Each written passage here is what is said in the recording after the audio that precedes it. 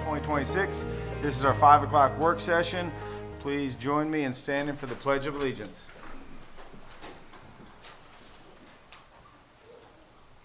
I pledge allegiance to the flag of the United States of America and to the republic for which it stands, one nation, under God, indivisible, with liberty and justice for all.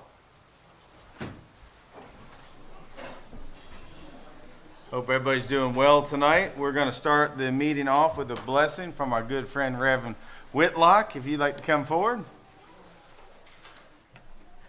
How you doing tonight? Blessed and highly favored. Good, good, good. Thanks for being with us. Yes, sir. Thank you, Judge.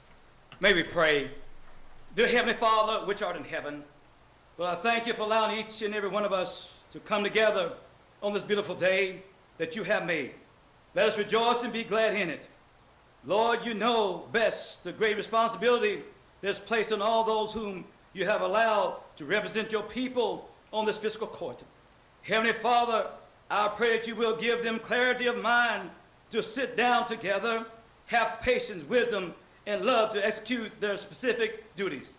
Heavenly Father, I pray that you guide this fiscal court as they work to move this county forward in the midst of these unprecedented times of rising costs and strict budgets. Lord, we all come this evening asking that you help us to lean as you learn, as you said in your word, found in Matthew 6:33, but seek ye first the kingdom of God and his righteousness, and all things shall be added unto you. Heavenly Father, I pray this evening that you allow your spirit to fall afresh upon the county judge, Executive Michael Mueller, judges in the entire fiscal court body, in order that they may find common ground on the issues they have charged to handle. Lord, as they do your will, I pray that you bind them together in peace and harmony and allow the decision to be made with integrity. As they press on to make this county better, Lord, help us to understand that only what we do for you will last. Lord, we ask that you forgive us all of our sins. In the mighty name of Jesus, I pray. Amen. Amen. Thank you very much, Reverend Whitlock. Thank you. Alrighty, first on the work session is our public comments. Do we have anybody that would like to make any public comments tonight? Alrighty, seeing none. Court, I'm going to go ahead, since we have so many visitors with us tonight, I'm going to go ahead and move the judge's report up. I believe Assistant Chief Mertz is with us, and he has some pinnings to do tonight. So, how are you doing, sir? I'm good. Good, so we're going to go ahead and let you get started with that. Thanks for being with us tonight. Yeah, it's a good day with the recent retirements of guys for this past month, opened up several promotions. So we brought all them and their families here to get them to have a pinning and a ceremony. So we're going to call up first, now Battalion Chief James Hodge.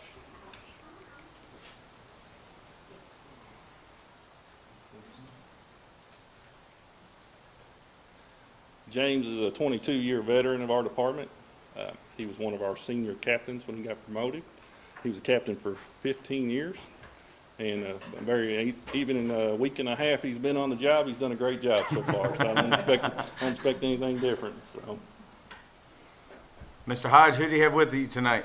I have my wife, Lisa, and my two boys, Jackson and Anderson. Good. Thanks for being with us. Yes, sir. Andrew, you want to get that? Yeah. Michael, you want to? Yeah, why don't y'all scoot up and. Right there about the flag.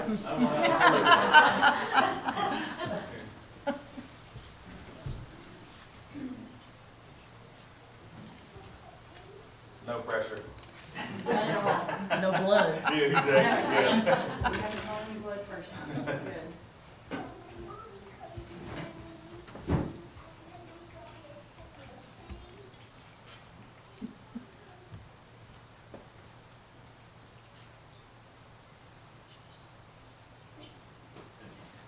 I'll get a family picture, yeah. here we go.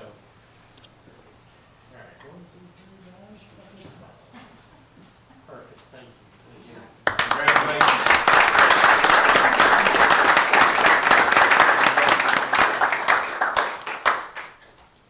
Next, we're going to call up Captain Tyler Ratliff. There you are. He wasn't going to miss it. No, he was here. Captain Ratliff was an engineer for us for the last 13 years, 17-year veteran of the department. He's been integral in a bunch of different stuff. Even this year, he even went down to Florida with Chief Brewer to inspect the new truck. So glad to have him step up in the captain's position, which I think should have happened sooner, but I'm glad it happened now. Who's with you tonight? My wife Crystal, my daughter Mackenzie, my son Jeremiah, and my mother Rita. Glad y'all be with us tonight.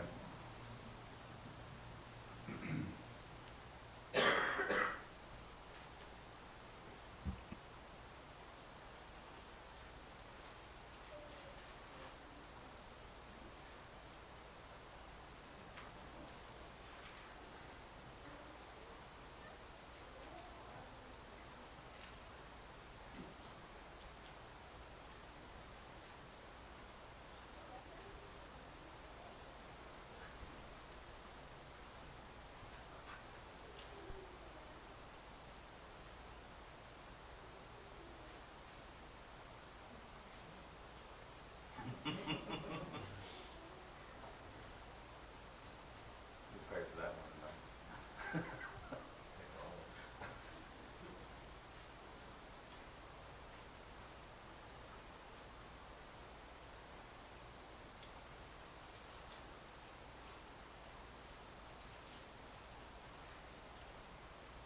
About a family picture if everybody wants to gather together.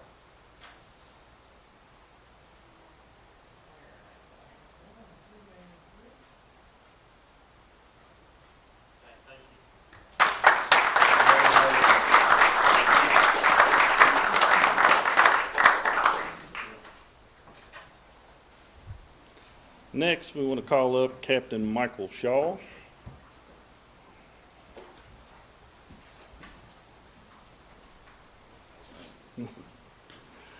Captain Shaw is a 20-year veteran of our department. He spent the last 4 years as an engineer and has done a great job. I'm glad he's stepping up into this role. He's got a great deal of experience that can help us. So who wants to do it? Yeah. Who's with you tonight? I've got my better half, my sons, my mother, my daughter, and my son-in-law there. Well, welcome everyone.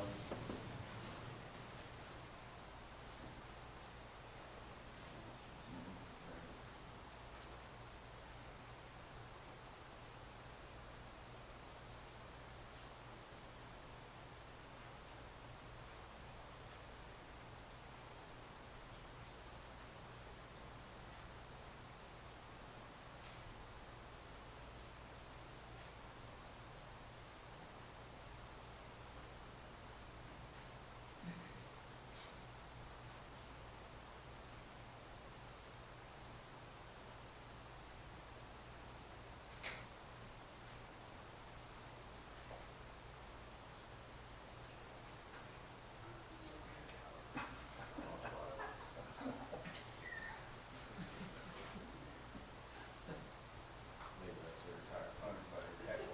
Come on, Dad. I knew I should have moved it tonight.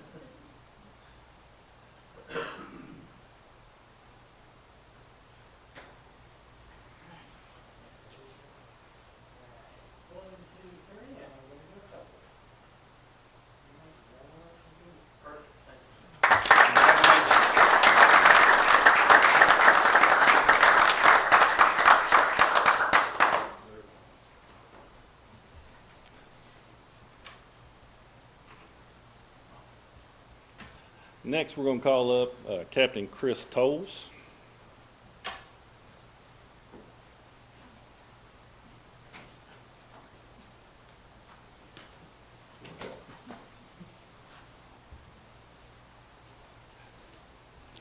Captain Tolles is a 14-year veteran in our department. He spent the last year as an engineer, and once he got his butt in gear about promotion, he promoted quick. So I'm glad to see that. So, but he's an integral part of our department too, and happy to see him taking this step. Who's with you tonight, sir? This is my son Aiden and my wife Kelly.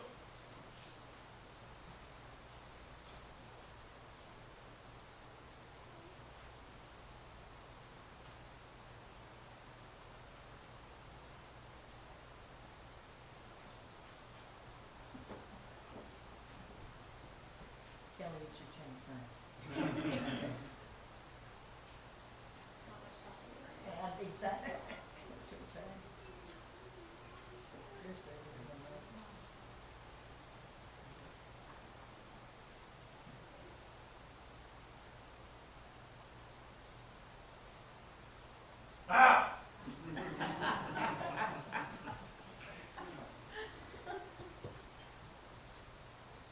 He didn't think that was funny, he did.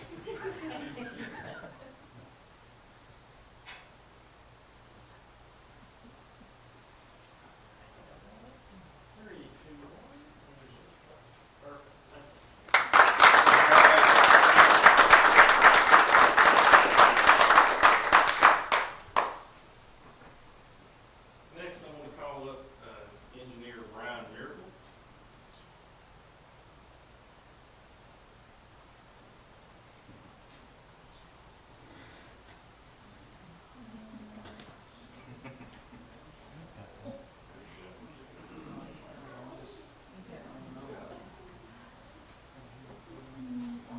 Engineer Miracle, he is Thank you, sir. Engineer Miracle is an 8-year veteran in our department. He's one of the more experienced firefighters we had, or have. So I'm glad to see him step up in this role, and I think he's going to do a great job. Who's with you tonight, sir? This is my son Tyler, my wife Kelly, and then other son Lucas. Thanks for being with us. Thank you.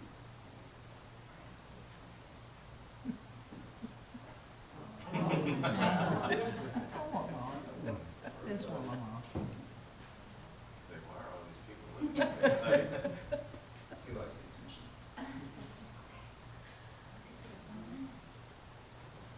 She's been practicing, man. She's learning from that first one. The first one was easy, let's do this one.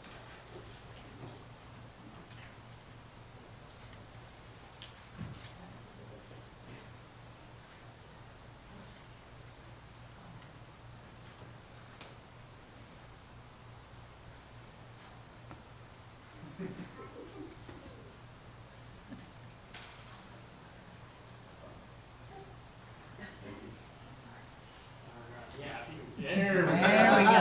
There we go. All right. All right, guys, right here. Cheese.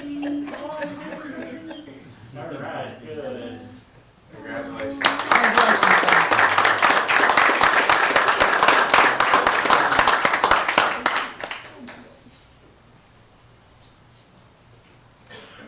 Next, I want to call up Engineer John Harris.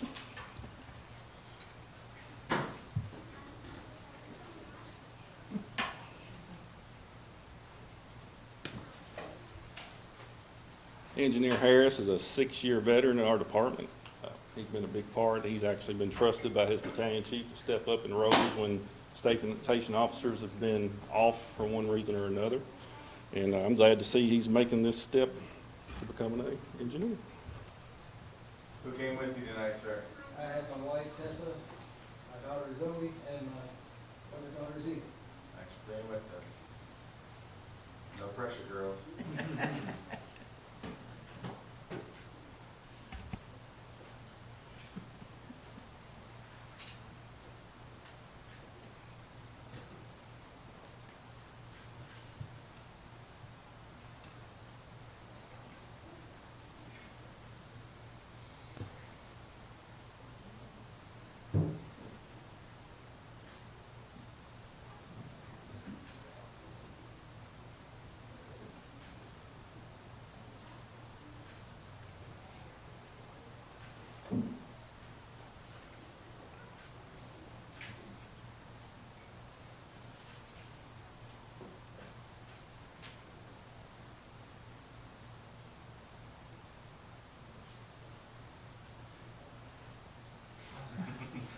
You should check it.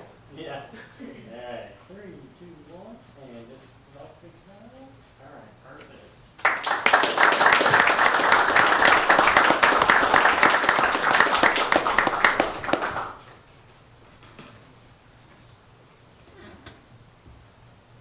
Last but not least is Mr. Aaron Vosmer, who's also getting promoted to engineer.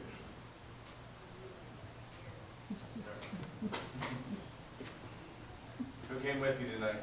I got my wife Jacqueline and my 2 boys, Graham and Charlie. Yep, here you go. Aaron is a 13-year veteran of our department. He's actually, far seniority, he was second among firefighters on our department. Been with us since 2014, 2013, yeah. And like I said about Mr. Harris, he's been entrusted to run stations when captains are off or engineers are off.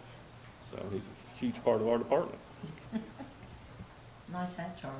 It looks better on you. Looks good on him. They say we recruit now. Uh-huh. Absolutely. He really is. Yes. He is.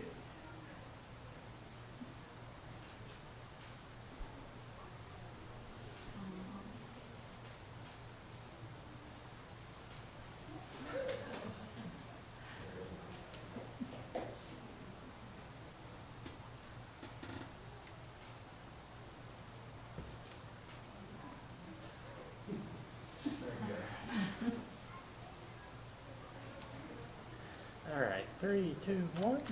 Nice big smile. Perfect, guys. Thank you.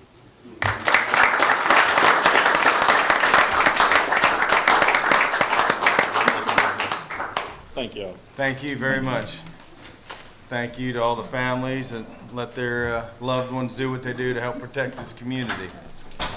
So I'm going to go ahead and continue with my judge's report. On the 30th, we had the opioid recipients in to kind of talk about how they need to do paperwork and to keep everything right with the opioid money that we handed out this year. On the 30th, it was a big deal at Boys and Girls Club. AT&T showed up and they surprised 50 kids with all iPads.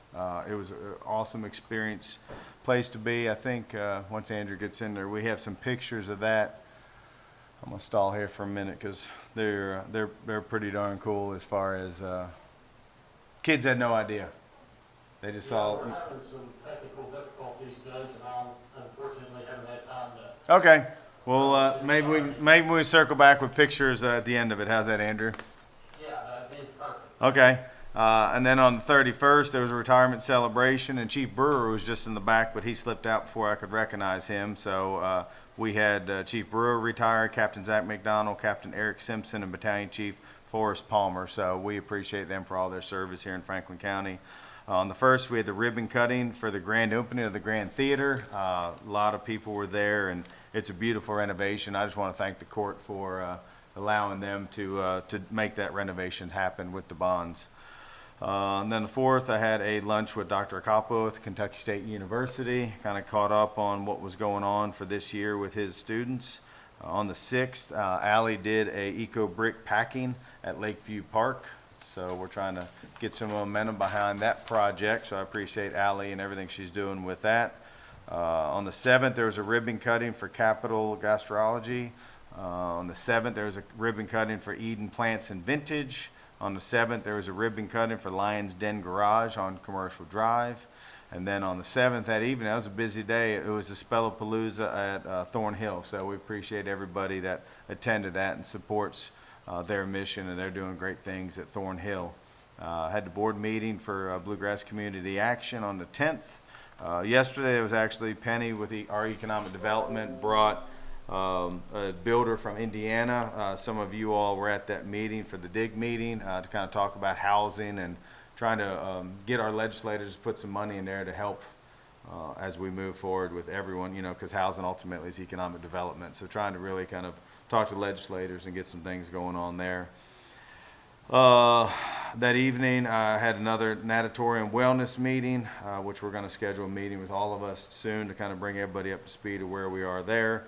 And then tonight, if anybody's watching, and Squire Blackburn and I ran over there right before the meeting tonight, Linda Bruckheimer brought her exhibit to the Grand Theater upstairs. So her and her husband, Jerry Bruckheimer, and daughter are there tonight till 7 o'clock, but the exhibit will run through December 2nd. But it's a 35 millimeter photography of Route 66.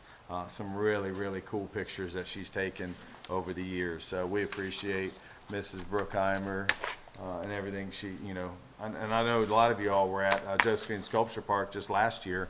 She did a big exhibit out there on the on Melanie's barn. So appreciate them being in Frankfurt. So, well, Andrew, you want to go a little slower? I got to talk through these, buddy. I'm not going to be able to keep up. I mean, I'm pretty quick, Andrew, but I mean, you're gonna, what's the first? Back to the beginning real quick, Judge. Okay, I think this is the first important one with opioid. Yeah. Okay. This is one of the most important ones right there. These are the kids there at the Boys and Girls Club. So they're doing amazing things. Again, appreciate the support of the Fiscal Court because they are in our building there. And it was the first Boys and Girls Club in the Southeast to start in the last 20 years. And we definitely needed it here in Franklin County. They are full. And the kids are just smiling. And they had great summer programs. So I just want to say thank you to everybody that's affiliated with the Boys and Girls Club. All right, next, Andrew. This was out at the Carter House. These were Chief Brewer and the other gentleman that I just spoke of at the retirement party. Great turnout. I bet there was probably 150 people there. A lot of us were there. I got there a little late, but there were still probably 50 people. And I asked the chief, how the turnout was, and he was very happy and I think honored that there was a lot of retired firefighters that came back to show the appreciation for their service. So appreciate Charlie and the staff for getting the Carter House ready, but that was a very, very, very nice event. So, all right, next. This is the Grand Theater. A lot of people there. Bill Cole did a great job with Jeremy and his whole team there. Funniest thing about this evening is we got the ribbon out, we're getting ready, and Bill just cut it on his own. There was no countdown, so. Yeah. And then we said, okay, let's do the poppers. Bill kind of just walks by his own beat, so it was a lot of fun. But if you haven't been over there, check it out. I mean, they've done new carpet, new chairs, new lights, new audio, sound, everything. So it's very impressive. So very, very nice renovation, and their bond will still be paid off prior to when it is supposed to be paid. There's just a picture of Dr. Acampo. Obviously, we're not at lunch there, but it's just a picture. And it's always good to catch up and see what's going on at Kentucky State University. There's our AmeriCorps girl and Deputy Jack Kennedy stuffing bottles. There's more to that than you think. There is a lot more material in those bottles. When you just look at them, you don't think it's much, but it is packed in there. And it's literally, I guess that's what I call them, eco bricks. It's about like a brick. So we appreciate everybody that came out. And Allie was actually saying that people are even mailing them in. People from other states and all over the state, and it's a cool thing. So we appreciate everything Solid Waste is doing with that. Next. Which one is this? This is the ribbon cutting for. Yeah, this is doctor's office. Yeah, there's Dr. John there. So yeah, appreciate everything they're doing here at the hospital, and Dr. Ballard's there. Here's the Eden Plants down. It's right off Home Street. If you haven't been there, it's a really cool vintage store. It's basically right next to the new farmer's market. A lot of cool stuff in there. I don't like going in there because my wife spends too much money when we do go. So it's some always really cool things. Next. There's the rain again. So this is the new Lion's Den Garage on Commercial Drive. I personally have not been over there yet, but I've heard good things about them. So I think it's mostly a diesel mechanic shop. So they say they're very nice and honest people. So that's good in our community. Twilight Trail there? Oh, yeah. This is the winners of this year's Spellapalooza. So it seems like there was a lot of people dressed up this year and had a lot of fun. So we appreciate everything that goes on there at Thornhill. That's just the bluegrass, the meeting, that's the thing. I think that's it, isn't it, Andrew? Well, there's still the renderings. Yeah, I think that's pretty much it. And, okay, thank you, Andrew. Two other things I want to talk about real quick on my judge's report. We've had some requests to know where the buyouts are for the flood victims. We had 32, I believe. We had somebody on Big Eddy choose to withdraw, so we officially have 31 properties that are still participating. So as of today, we have 13 that are in the appraisal process. We have 3 that appraisal pending with the owner's approval. We have 1 on hold, just waiting on the grant decision with the state. We have 5 pending advance payment requests. We have 4 pending pre-closing and 5 pending purchase offer agreements. So, like I said, we're at 31 now, all in. I talked to the state with the 25% match. We being Franklin County, will go in front of that board this month. I don't have an exact date, but they're going to hear our request in August. at their board meeting. So hopefully we'll know something by the end of this month if we've gotten that 25% state match. We've already secured the money on the federal level. We're still waiting on the state match. Squire Sebastian, do you have a question? Yes, Judge, thank you. Could you go through those numbers again? Yeah, and just so that since there's not a slide, Yeah, just yeah. to help This is everybody understand. Late in the day, about the 13 Aaron sent and this to us, the that ER appraisal. assist. So we have 13 appraisals in progress, 3 appraisal pending owner approval. We have 1 on hold, just pending the grant decision.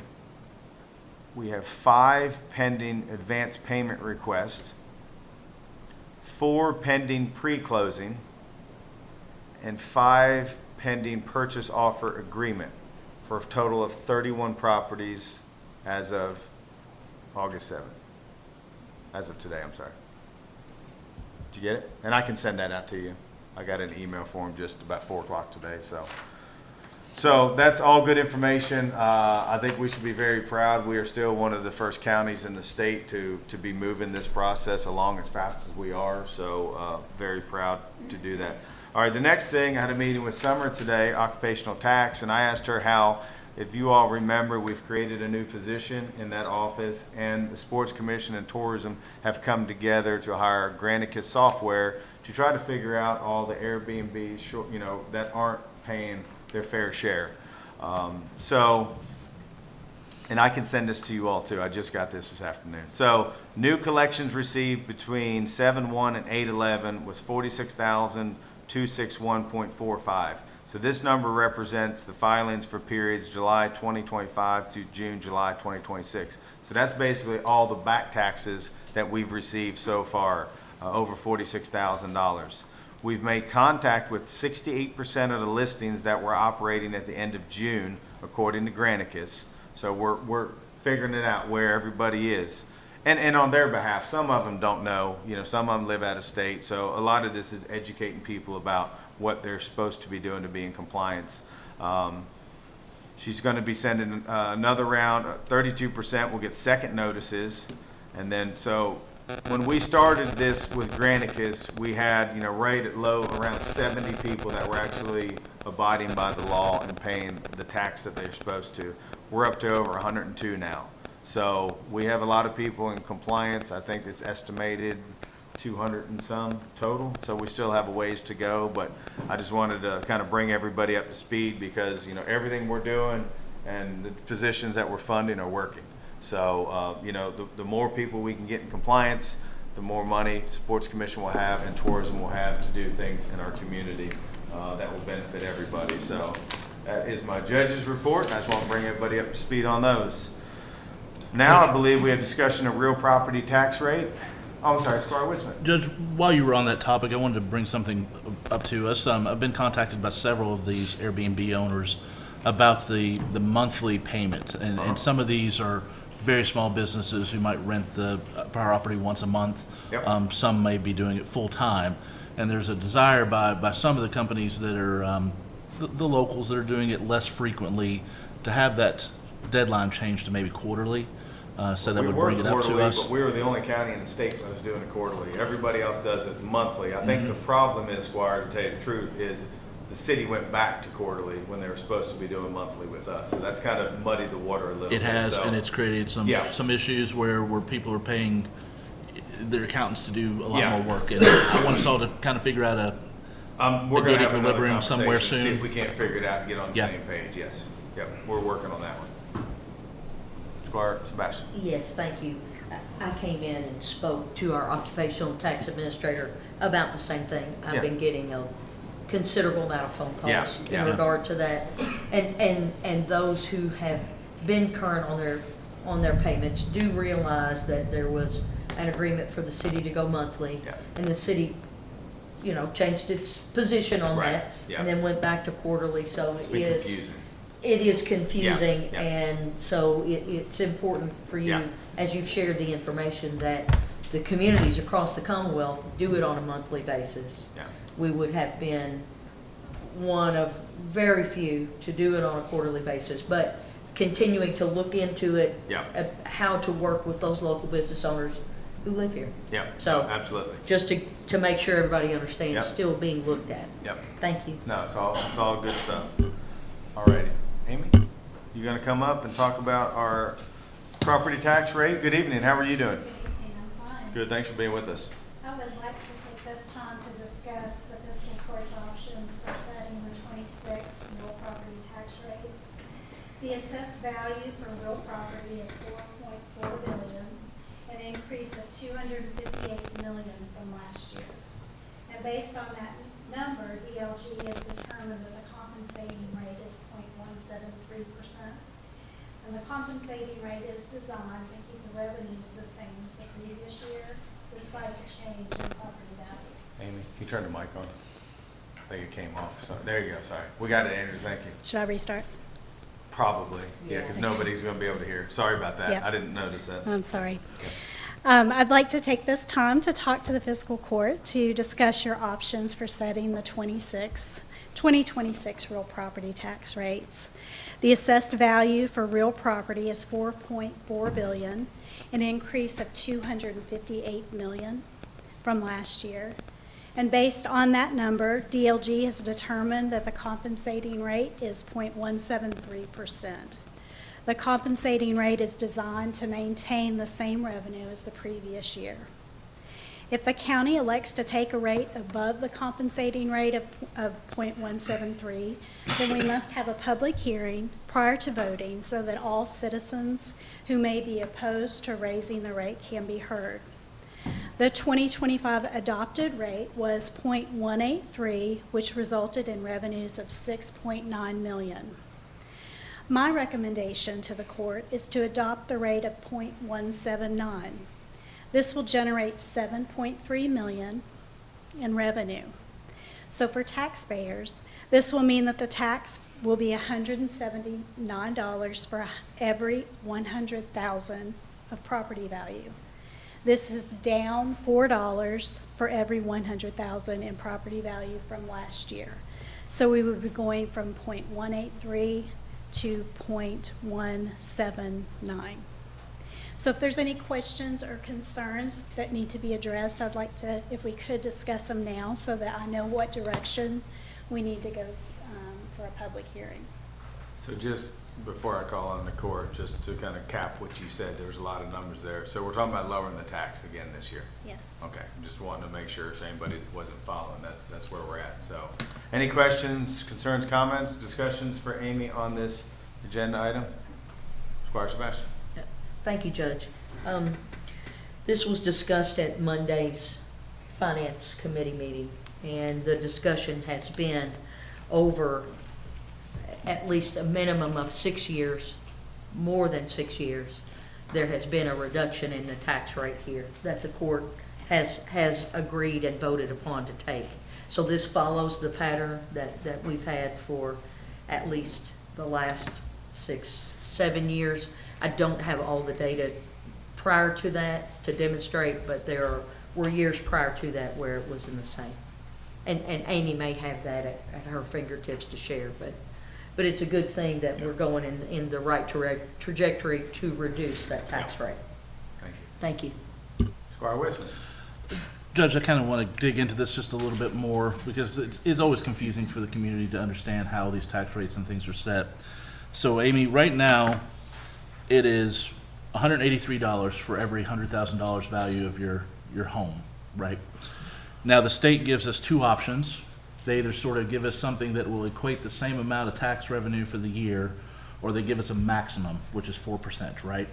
So no matter what we do, of our own volition or own choice, it's out of our hands. We're going to be taking a decreased amount because state law doesn't allow us to take more than what we had last year.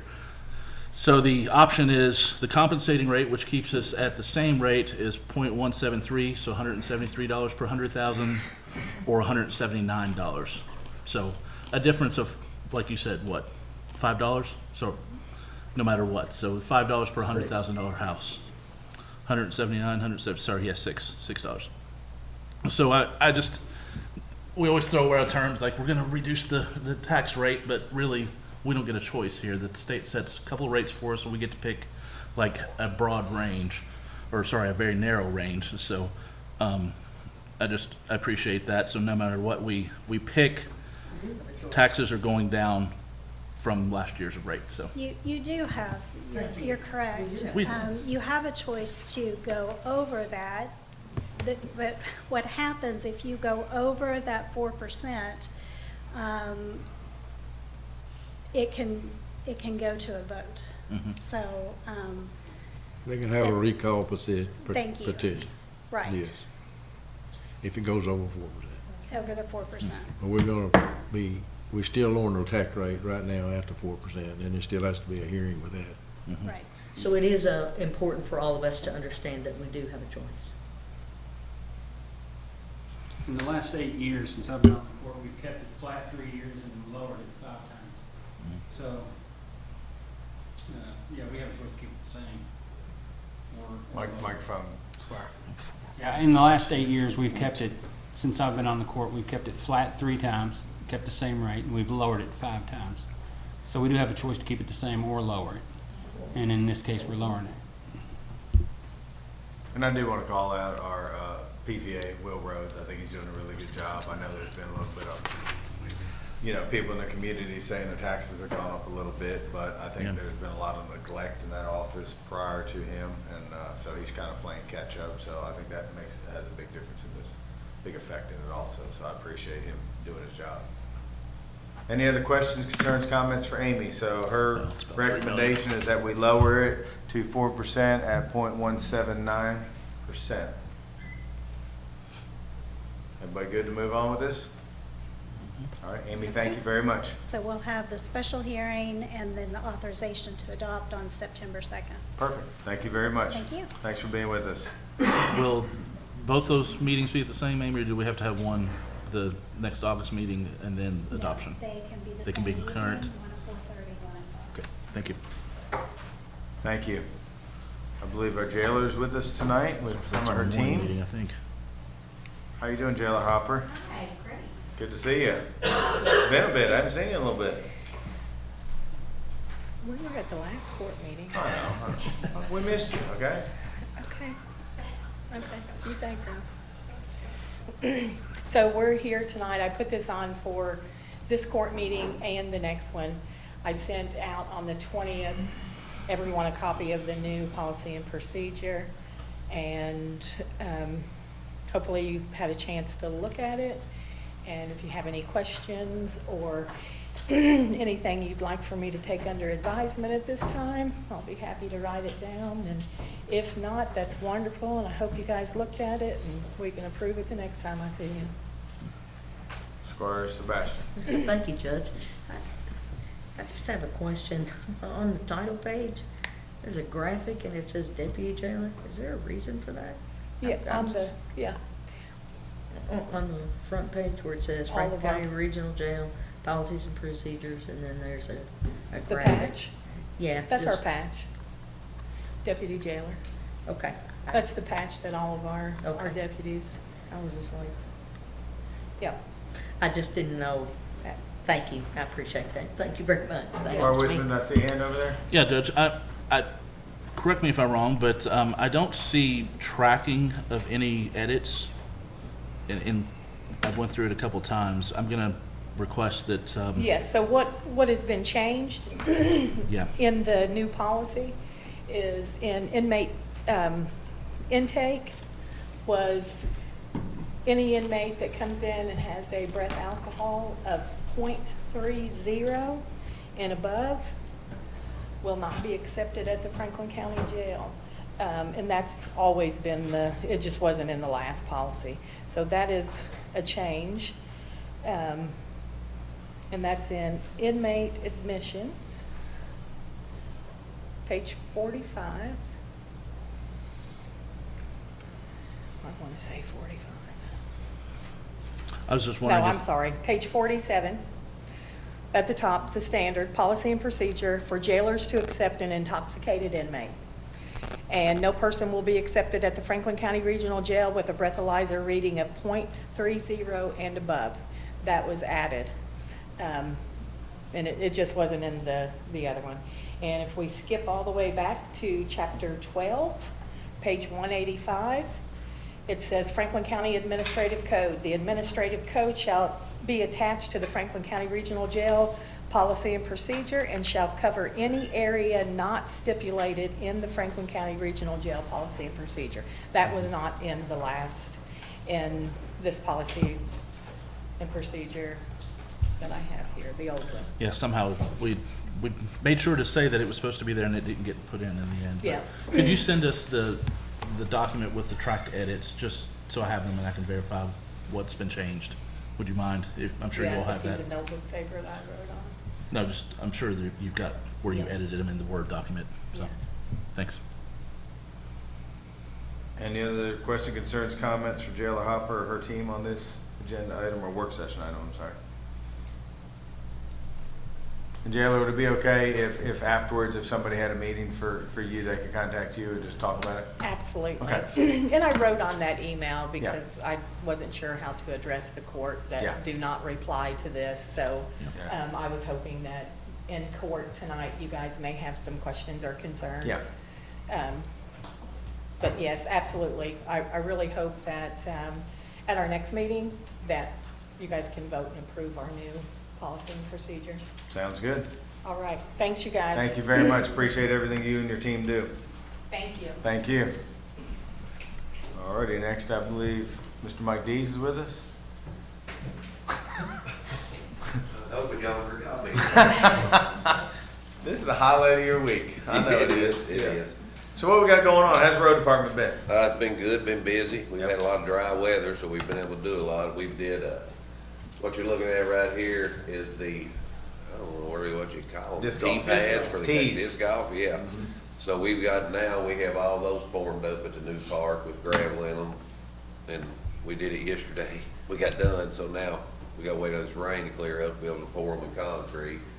And then other than that, it's just been a lot of routine maintenance, trying to get stuff caught up for school starting, limbs, water trouble. What's that picture of right there? Andrew, go back for me. What was that? That's some culvert replacements we did. Oh, okay. Oh, he's compacting the gravel there. Yeah. Couldn't see what it was. Go ahead, Andrew. Just a bunch of things that's been built up on our list, and we finally hit a good Yeah. dry spurt, so we got a lot of them done. Very good. How's the team doing? Everybody doing okay down there? Doing excellent. Good. They're always a joy to be around when I get on a job site and you got a bunch of good guys down there. And that's a curb that we painted for the bus garage. Had some complaints with people parking where they was running the routes, they couldn't make the turn, so Okay. we went out and freshened a few of those up. Well, good. All righty, what questions we have for Mike Dees on the road department update tonight? Mike, how we looking on I'll ask real quick, the tractor? Tractor still on the way? Tractors, yeah. It's Any- still on light. Now, we just got our new dump truck this week. Okay. I should've took a picture. It's supposed to be in September, but it ended up coming in early. And then they still saying September on the tractor? No, I forget when it was. It's later up in the year. Oh, it's later? Yeah. Okay. Spartacus. Sorry, I've had a couple of calls about the new entrances off of Georgetown Road, and I understand it's a state road, I get that. But I think people are kind of worried about just traffic in and out of those. You really can't see them very well. Have you noticed that, Judge? Like when you go down Georgetown Road? You talking the new entrance? Yeah, there's Yeah. a couple of them, and they're a little Like scary. where at? Right, It's right right past past your me. house. Okay. Yeah, well, you Go guys past just the take a look curve. at it and see what you think. On the 'cause left? It's on the right. It's on the right yeah. going Yeah, it's toward far. Georgetown. Yep. Yeah, So. it's a little icky, and people are a little worried I'll call about the it. state or something. See if They might Thank be able to you. put up some signs. Yeah, that's what like I'm this, thinking. yeah. Just Yeah. a sign saying, there's a blind entrance here or Yeah. something. All right, thank you very much. Anything else from Mr. Dees while he's with us? All righty. Mike, thank you. Thank you all. Appreciate it. Alrighty, next, we're gonna go ahead and jump on to agenda item 2, approval of minutes for my regular meeting of July 29th, 2026. Any concerns, comments on that agenda item? Seeing none, I believe Ally, our solid waste coordinator, is with us tonight to talk about our agreement with Buffalo Trace. How are you doing, Ally? Hi, I'm doing well. Good evening, Thanks for everyone. being with us. Thank you. I just have here the renewal of the Buffalo Trace lease for our compost facility. There are no changes to the lease except for the dates.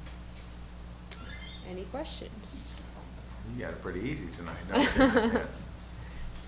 Any questions for Ally on this agenda item? And I just want to say publicly, we appreciate Buffalo Trace for being part of this. It's a huge advantage for Franklin County that we have one of the best, compost facilities in the state. So as far as we see hand.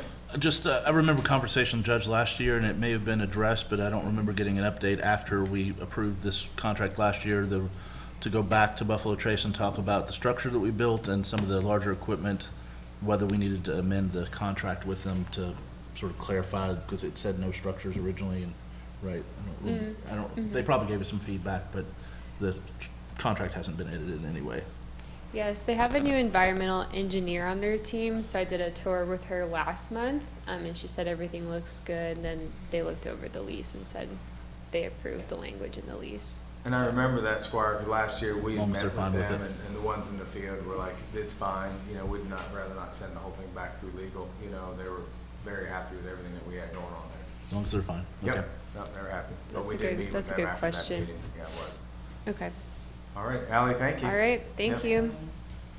Next, I believe Belinda's with us to talk about, she has some good news for us, right? Well, that's the next one. That's the next one? Yeah.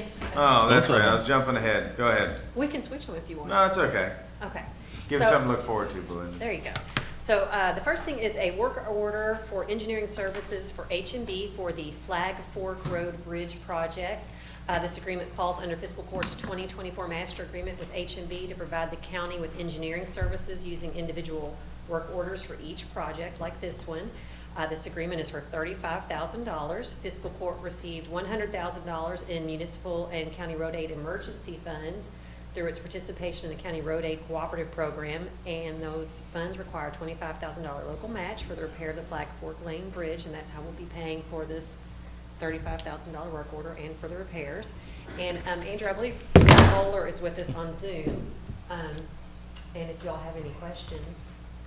Who's with us? I'm sorry. Laura with H&B, Okay, yeah. the bridge engineer.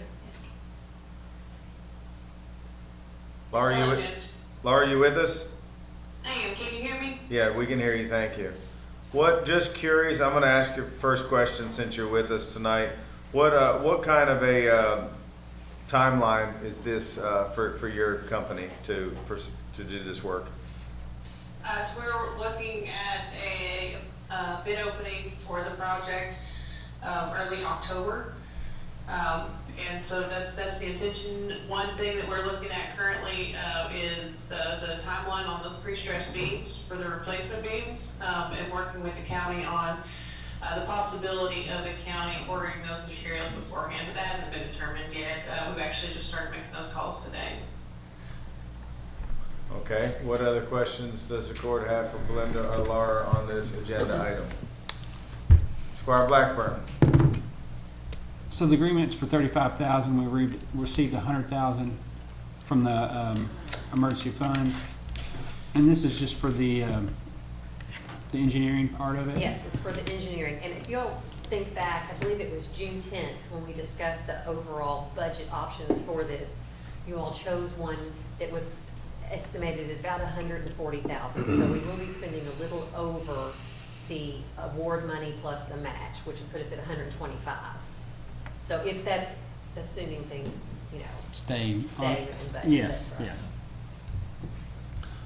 Barbara Wisman. Laura, thanks for being with us. I wonder, I've fielded calls from everyone on that road this week, wondering sort of the time frame and the scope of the work and how long they will be impacted. And I've said it's maybe a little too early to tell all that, but the next step effectively would be the RFP process and working to get those beams manufactured. Can you give us any other updates that might address sort of a timeline? And my goal was personally to get this in before winter, of course, and I think that's feasible, but can you give us any other updates? Yeah, so like I mentioned, we're trying to have a bid opening early October. So that's the RFP that you mentioned, giving that 2 weeks at a minimum to advertise for the project and bring contractors in. Then once the contractor is on board with the funding already approved, as far as the emergency funding that Belinda just spoke of, we could move directly to notice to proceed on construction. The timeline on the beams, it could be a little concerning just because pre-stress services is our, I guess probably not the only pre-stress provider that we have, but probably the one people use most of the time, and they're going to probably be the most cost efficient. And they currently have a timeline of approximately 2 to 3 months for beams, but sometimes a little shorter for short beams. These are actually short beams, about 31.3 feet long, so we think that the timeline may be able to be shortened on that one. And then, as you mentioned, we are trying to have the bridge back open to traffic, hoping for the end of November, based on the timeline we have right now. So once we get into those discussions with pre-stress services on the beam fabrication timeline, we can nail that down a little bit more. But ultimately have the bridge open this winter, and then if we have to go back and place asphalt, that won't happen until asphalt plants open back, which is April 1st of next year. But the bridge can be open to traffic in that time period, and they'll just place aggregate to be able to drive across the bridge, and then the county will come back and do that asphalt placement. Squire, does that answer your questions? Just one more, Judge, if I can. Right. Laura, do we yet have schematics of the bridge as it will be replaced, or how close are we to that? I've had requests that folks want to look at that and be able to have comment if they have concerns about pulling in agricultural equipment and things like that specifically.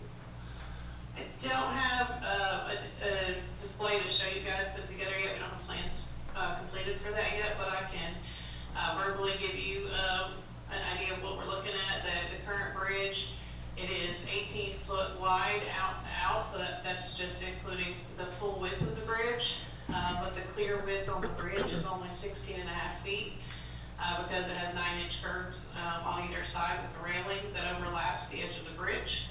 And we are replacing, that was with 3 foot wide beams.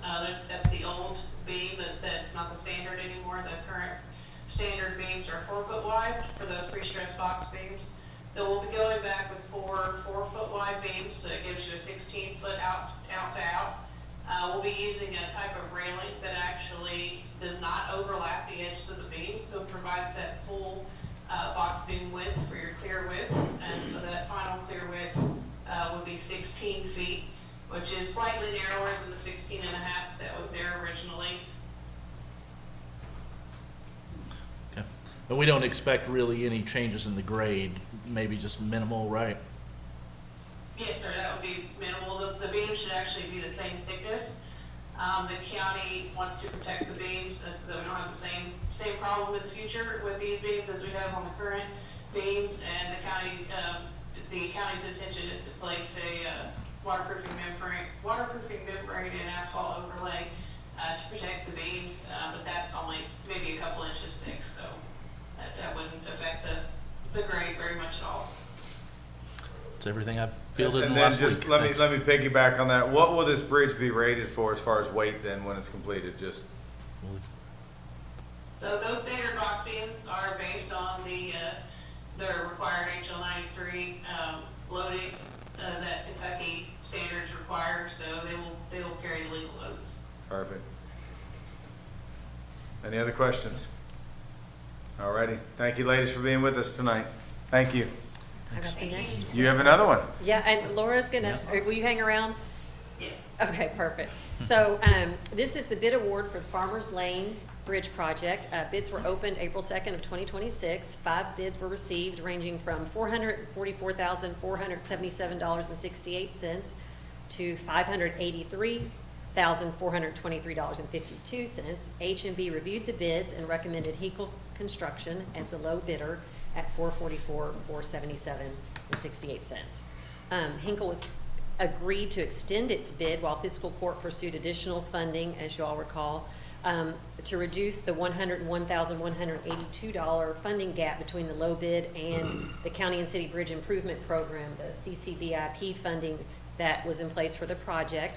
And the good news the judge was speaking about was we were notified last Thursday evening that the state approved up to an additional $100,000 in emergency funds for this project, so we are now able to award the bid. Just to clarify for you guys, the financial responsibility, Fiscal Court was awarded $343,295 in CCBIP funds that will be used in combination with up to $100,000 in emergency funds. The emergency funds require a 20% match. In addition to that funding gap, H&B will submit a contract modification for construction administration that they estimate will be between $8,000 and $10,000 to review contractor invoices during construction and to conduct site inspections. So they'll do weekly and milestone inspections. This brings the estimated cost beyond the CCBIP funds to roughly $111,000. So that's going to break down to approximately $22,000 in fiscal court funds and $89,000 in emergency funds. If costs increase and we use the full $100,000 in emergency funds, the required local match will be $25,000. Fiscal court's required to pay any costs above the CCBIP and emergency funds. And Laura is still here if you have any questions. Any questions for Belinda or Laura on this? I want to thank our road department superintendent, Mike Dees, that's with us, because I believe you've been working with the engineers, trying to figure out what we can do in-house to kind of bring that number down. So I appreciate you all being involved in this project. Squire Sebastian, I know this is near and dear to you. It's right near your district. Yes, sir. So- Absolutely, and this is huge because there are over 200 homes in this subdivision that rely on this. So Yep. there have been a lot of questions from the neighbors about when can they anticipate this. Certainly, everyone wanted to see things happen over the summer so it wouldn't impact school buses, but here we are. But the great thing is in the end, it will be beneficial for school buses, fire trucks, any kind of construction equipment that goes in to pour concrete and all of the things, moving vans that may have huge loads. So this is huge for that neighborhood and right where we want it to be. So very happy about that. Thank you. Hey Laura, while we have you, what is your anticipated timeline on this project start to finish? Do you have that in front of you by any chance? Yes, so let me pull up the contract. I mean, you don't have to get down to the day. I'm just kind of curious. Are we talking, 3 months or? Sorry, I'm trying to get that, moving slowly over here, sir. You're fine, you're fine. All right, so ultimately, the dates that we have in the contract is to have the road back open by the end of November with asphalt paving completed the following April, depending on the closure of asphalt plants. Okay, and just anybody watching, I believe we're gonna do a reroute. So the traffic was still, obviously, to Squire Sebastian's point, it's the only way in and out. So there is a plan that, things will be rerouted and people can still get in and out, obviously. Yeah, and that temporary diversion, if I may, would be a 2-lane diversion. So that'll still allow for 2-lane traffic in and out of that neighborhood, because we do know there are quite a few houses served Yep. right there that are stuck behind that bridge when it's closed. Perfect. Squire Wiseman. Judge, I'm just wondering, this is Squire Sebastian's district, but I have some parents and some friends and relatives and other things that live on the other side of this bridge who've been bugging me constantly. I'm just wondering, the contractor had a 60-day completion, but that was for an August summer project. Has anyone communicated with them and they're able to still continue to meet the deadlines, or are they going to be able to start when? And can anyone answer those? That 60 days is a 60 consecutive calendar day timeline that will allow the contractor to start work and have that temporary diversion open and then be required to complete that work within 60 days. So that could be any time from the time they get notice to proceed until, 60 days before the end of November. So it doesn't sound like the clock starts until they have the notice to proceed and the time clock starts. When is that going to be? That's the real question, I guess. What would be, Do we know yet? well, 60 days would be what, beginning of October? Is that what the anticipated start date is? If it's gonna be done by the end of November, right? Yeah, it'll be sometime late September, Yeah. early October is the word I Yeah. have at this point. But they haven't put a definitive stake in the ground on the start date. There's still a few other. Yeah, I wonder about their availability. Paperwork, et cetera, that has to be. Us signed. voting on this? Yeah. It all adds up. All those things. All right, Laura, thank you. Belinda, thank you. Thank you all. Yep, thank you very much. A lot of good stuff there. Thank you, thank you. Alrighty, next, I believe Charlie Lewis, our Parks Director, is with us, and this agenda item is just to kind of clean something up that we voted on previously. Charlie, how you doing tonight? Good, thank you, Judge. Good, thanks for being with us. Thank you. Good evening, Court. Yeah, this is just to add in spending some funds over at the new park at Buena Vista to include multi-purpose field, the construction of that. So back in, was it March? We approved $170,000 worth of funding for the driving range, disc golf, and the bridge repairs. This would be added to that project. Yeah. So just kind of a clarification, transparency type scenario, just to make sure when you see those types of bills come in for the multi-purpose field, that's included in this project. Yep. Any questions for Mr. Lewis on this agenda item? Charlie, thank you. Thanks. Judge. Alrighty, next. Judge Evans. Go ahead. Just wondering if we had schematics, or if, I don't have a lot. I know park committees talked about that, but since that April meeting, I don't know exactly what the plan is for building that multi-purpose field. I wonder if we had a bit of a description for me and the public about where it is, what it is, and what it's going It's at to the kind of end, it's encompass. at the beginning of the 18th hole over there, and it's roughly 5 acres of flat ground. I don't have it. I'd be happy to, show it to you on a Google Earth or go out there with you. I didn't know if we had some schematics yet or something anywhere. Okay. Alrighty. All right, next I believe Francis is with us. Oh, there you are. Yes, you are. So tonight is the first reading of the Personnel Administrative section of our admin code. I want to personally thank Francis, Deputy Jack Kennedy, especially Squire Richard Tanner and Squire Sherry Sebastian for working on this. It's been, just like everything else, a long journey, but it needed to be done. It hasn't really been worked over in many, many years. So go ahead, Francis. Okay, well, this is for the first reading. We've done, gone through the entire personnel section of the code. You all have received this. We've got the tracking edits.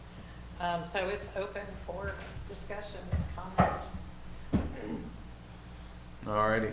Any question, concerns, comments with any members of the court that we want to discuss tonight? Judge, I guess, can I just ask about process? Is the idea to have this for approval on the next agenda? We sort of mentioned in one of our meetings about maybe having a special meeting just to go through it. If there's a lot of questions, I have a lot of questions, of course. What do you all want to do in those terms? And really my bigger question is, will this be published on our website or something so our staff can download it, look at it, and field us questions before we have a vote? Doubt it would be public before we vote on it because it wouldn't be an approved document, right, Max? Yeah, it's just the public has a right to have access to any document we're considering, and how is our staff supposed to look at something and field questions to us? I'm just going by previous stuff. I don't know how we would publicize a document that's still being worked on. You put draft across it.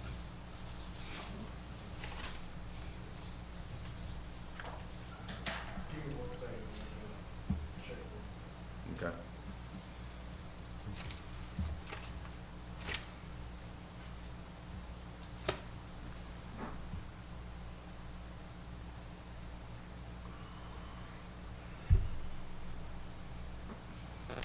And then, Judge, if I can, I'll go ahead and start with the first question. There's the very first item, the statement of purpose, has a conversation and comes up a couple times about at-will employees, stating that the entirety of the county employment base is an at-will employee.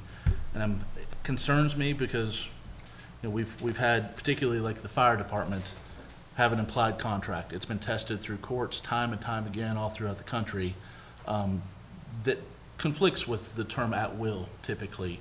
I assume that our county attorney has reviewed that, but if not, I wanted to ask that specifically because the terminology here concerns me when I'm positive that that has been challenged in the past in other communities.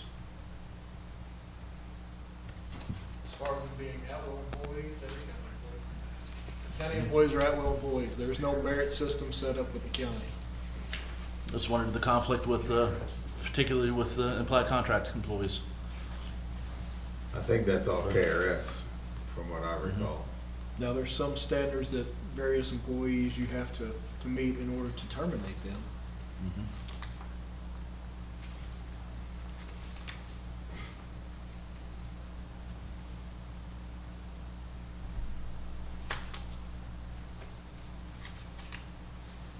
Well, while our county attorney is looking at that, what's the will of the court as far as moving through this? I'm sure everybody's read it.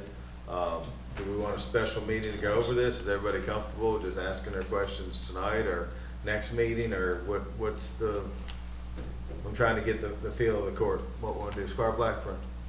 Well, you know, as I read through it, there's a lot of stuff I feel like needs to be cleaned up. Some grammatical errors. I saw some things where it says the company, and it was probably copied and pasted. There's a lot of stuff. A lot of Franklin County Fiscal Court. It seems redundant in that area where it might have judge executive in the same thing. Why wouldn't you say the Franklin County judge executive as well? And then there's, you know, I was looking at the part about the firing. You know, we've seen a lot of overreach across the river there with legislative and our governor, and I feel like that's a little bit of an overreach to the executive part of what happens here. I don't want somebody calling me in the daytime saying, my kid's got pink eye, can I leave a half hour early? That's not my job. It's my job to look over the budget and do the numbers and things like that. So I think there's a lot of stuff that I think I'd like to discuss more. But there's still some cleaning up needs to be done on some not grammatical, but there's one in there, but I wasn't able to take notes on this one, but going through it, it's really fresh. I read it about 7 times. And yeah, I don't know that we can clean it up here tonight in one meeting, but that's my thoughts on it. So is it the will that we want to do a committee meeting? Go ahead, Eric. Judge, I was going to offer to meet with our HR director, but I thought if all 6 of us are going to do that independently, that's a lot of her time that we can meet and probably, I mean, there's a lot of little like spelling errors that I found, like spelling a day of the week wrong, and you know, some tiny little things that can be just fixed. And then there's some that I want some explanations for why we removed and put this terminology instead of what used to be there or whatever. So I'd rather us all just come together and knock that out rather than wasting 20 hours of HR's time individually. But I'm just going to agree. I mean, there are some big things and then some really small things that I think we need to. I would like to better understand, and I don't think this is the place to do that. I think if we all got together, we can sit down and have a conversation about it. I'm fine with that. So that's what we'll do.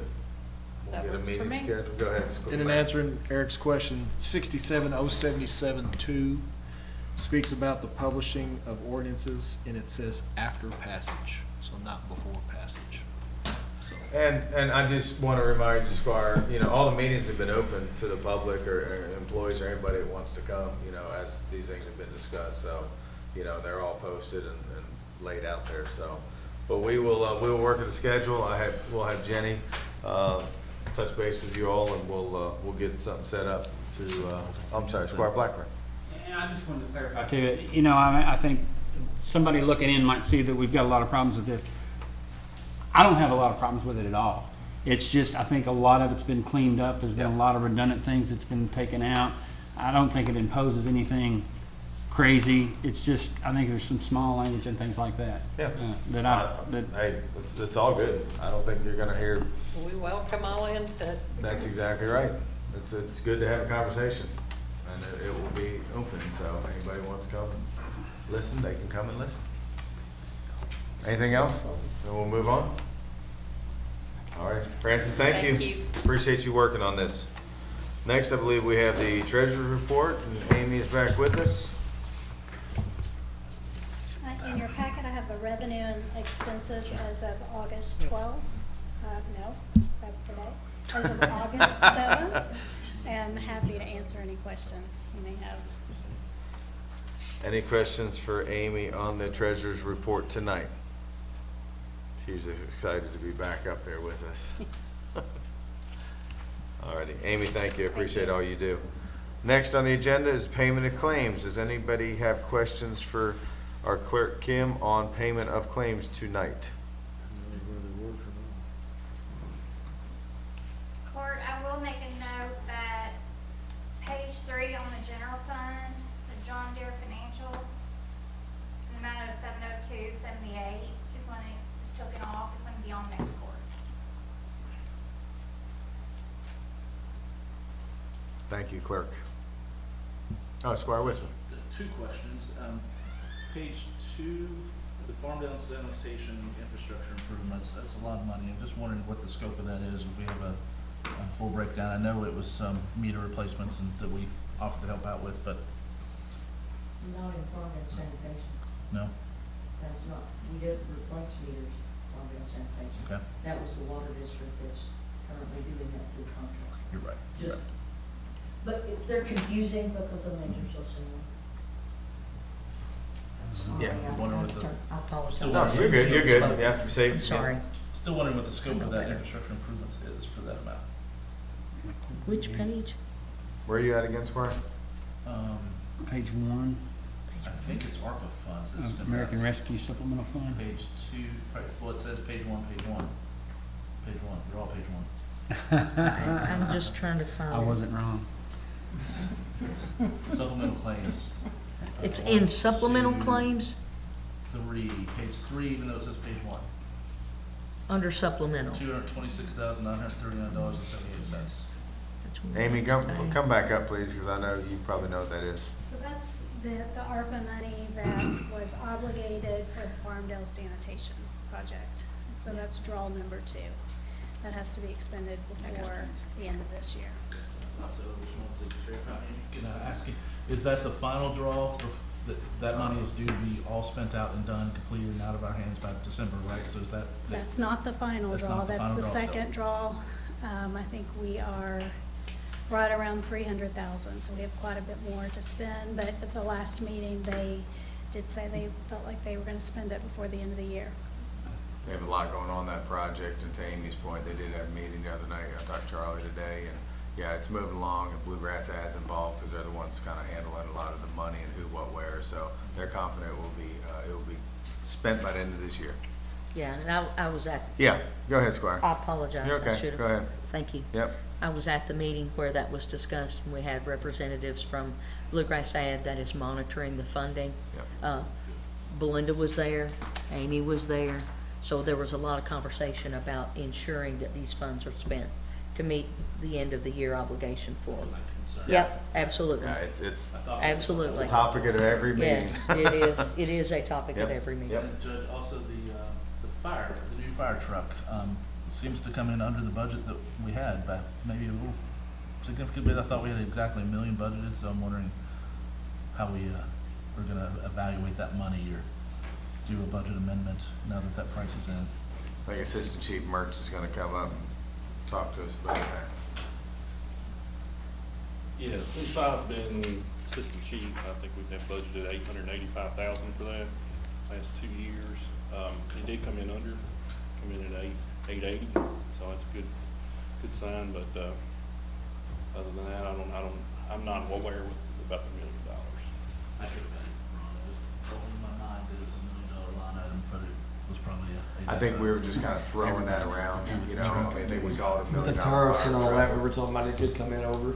Yeah, and I think, now at the 880, is that completely fit? I mean, that's done, Yeah, equipment, well, everything? We gotta mount all of our stuff.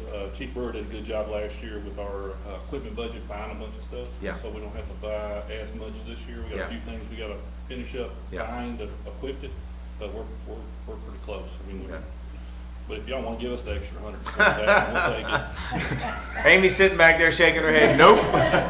Nice try, yeah. Call our gentleman to take photos of it for this time. Alrighty, any other thing for the clerk before we move into our voting session? Alrighty, I'm sorry, Squire Sebastian. Other business? Sorry, Did yes, you wanna other call on business, that? I apologize, yeah. It's on the back. Sorry. Yeah, I know, I was jumping. Sorry. Go ahead, no, don't be sorry, go ahead, yes, thank you for, yeah. Thank you, Judge. I participated in a Franklin County Council on Aging meeting Monday evening. And at the last meeting, Squire Wisman and Squire Dykus, they expressed some concern about maybe food numbers going up with food insecurity. So I just want to address seniors, at least meal numbers. And this would be for July. Meal numbers at the senior center that were served were 3,483. Amount of food that has been donated in the month of July was 20,362 pounds. Their transportation, they provide that one-way trips.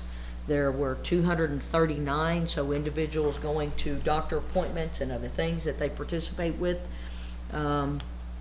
Volunteer hours, and this is really huge for them. In the month of July, there were 642 hours that were logged by volunteers there. That is, and so if you calculate that out at the federal rate, at $15 an hour per what they do, across that, that's a savings to them of a salaried employee or salaried employees of $9,630.